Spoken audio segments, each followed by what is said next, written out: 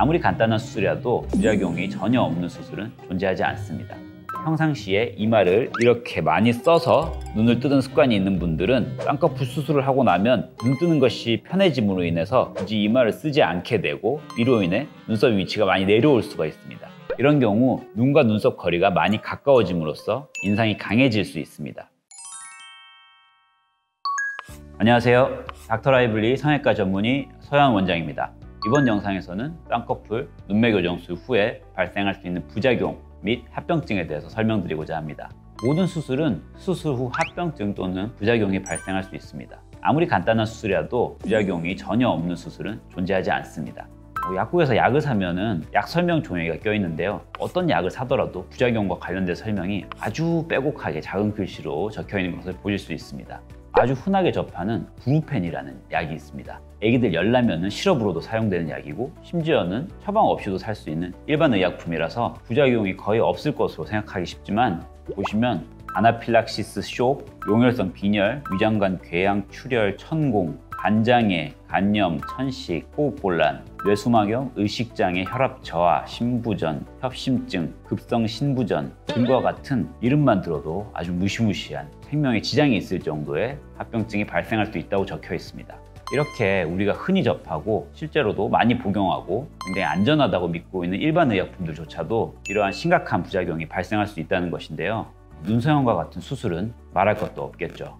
다만 혹시 모를 수술 부작용이나 합병증이 일어나지 않도록 의사로서 수술에 최선을 다해야 되고 합병증 발생 시 얼마나 잘 대처할 수 있는지가 중요하다고 할 수 있겠습니다. 그럼 눈 수술 후에 어떤 합병증이 발생할 수 있는지, 왜 발생하는지, 그리고 어떻게 치료할 수 있는지에 대해서 설명드려 보도록 하겠습니다.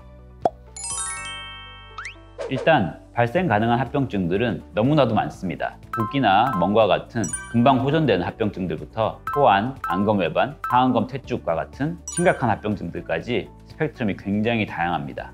흔하거나 발생 시에 심각할 수 있는 주요 합병증들을 말씀드리자면 비대칭, 소세지 라인, 안검하수, 호환이나 상안검 퇴축, 눈썹 하수 등이 있습니다. 각각을 살펴보자면 먼저 비대칭입니다. 흔히들 짝짝이라고들 많이 표현하는데 원래도 양쪽 눈이 똑같은 사람은 없습니다. 안구와 눈 주위 뼈의 돌출 정도가 다 다르고 안구의 크기도 다르고 피부 처짐 정도, 눈 뜨는 힘 모두 같지는 않습니다. 얼굴의 대칭성과 관련된 재미난 연구 결과가 있어서 소개를 드리도록 하겠습니다.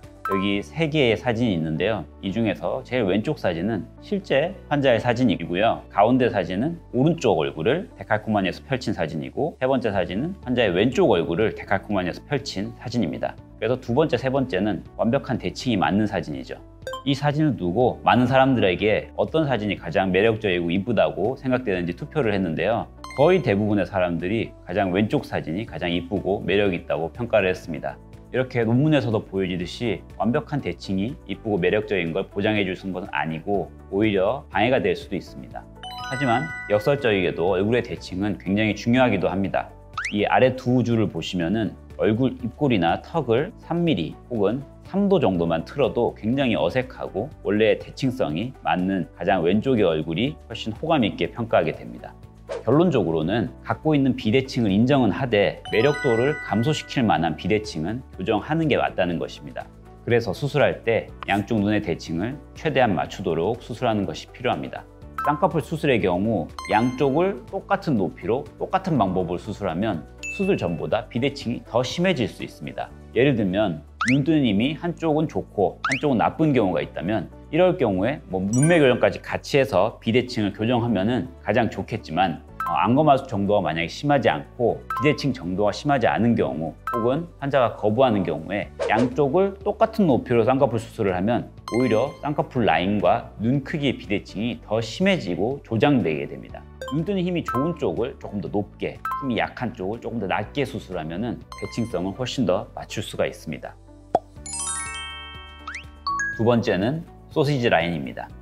소위 소세지 라인이라고 하는 것은 쌍꺼풀 라인 아래가 너무 통통해서 소세지처럼 보인다고 해서 붙은 이름인데요. 정확한 의학 용어로는 전건판 비율이라고 합니다. 보통 수술 직후에는 붓기 때문에 소세지 라인처럼 보일 수도 있습니다. 그리고 라인이 높을수록 회복 기간이 길어지는 것도 사실이기도 하고요. 그래서 어느 정도는 지켜볼 필요가 있는 건 사실이지만 보수적으로 잡아도 3에서 6개월 정도 지났는데도 라인이 지나치게 높아 보이고 소세지처럼 보이는 것이 지속된다면 붓기가 아니겠죠. 소세지 라인은 발생 원인이 다양한데 첫 번째로 가장 흔한 것은 라인 높이 자체가 너무 높은 것입니다. 눈 조건이 맞지 않는데 억지로 아웃라인을 만드는 경우, 예를 들면 환자분이 아웃라인을 꼭 원하는데 몽고주름이 강하고 높은 경우에 이를 들어주려면 꽤나 높은 곳에 쌍꺼풀 고정을 해야 하기 때문에 소세지 라인이 생기기가 아주 쉽습니다. 또 피부 처짐이 꽤 있는데 이를 억지로 매몰 방식으로 모든 처짐 교정을 하려고 할 때도 이렇게 소세지 라인이 발생하기가 쉽습니다. 이런 것이 원인이라면 라인 낮추기 수술로 교정해야 될 수 있습니다.